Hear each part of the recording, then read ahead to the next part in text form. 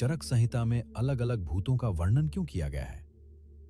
तब ऋषि ने गहरी सांस ली और कहा, क्योंकि हर मन एक जैसा नहीं होता और हर पीड़ा का रूप अलग होता है। चरक संहिता में जिन भूतों के प्रकारों का उल्लेख मिलता है वे वास्तव में मनुष्य के भीतर उठने वाली अलग अलग मानसिक तरंगों के प्रतीक माने जाते हैं।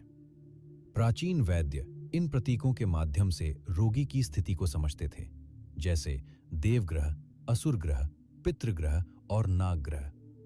ये नाम सुनने में रहस्यमय लगते हैं, लेकिन इनके पीछे छिपा अर्थ मनोविज्ञान से जुड़ा है। उदाहरण के लिए, जब किसी व्यक्ति में अत्यधिक उत्साह, तेज बोलना, कम नींद और खुद को बहुत शक्तिशाली समझने की प्रवृत्ति दिखाई देती, तो ऋषि इसे देवग्रह की अवस्था कहते। आज की भाषा में इसे उन्माद या मैनिक बिहेवियर जैसा माना जा सकता है।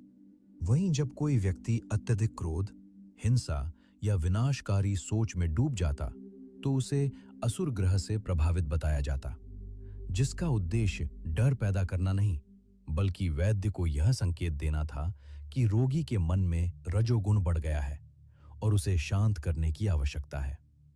सबसे रोचक था पितृग्रह का वर्णन, जहां व्यक्ति अचानक उदास, अकेला और अतीत की यादों में डूबा रहता।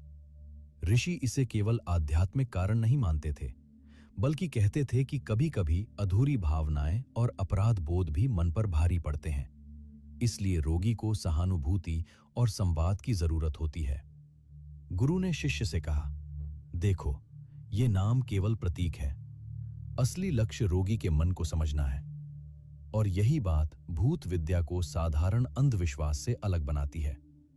चरक संहिता में बताया गया है कि वैद्य पहले रोगी के बोलने का तरीका, आंखों की चमक, चलने का ढंग और भोजन की आदतों को ध्यान से देखता था, क्योंकि मन की स्थिति शरीर के हर हाव भाव में दिखाई देती है।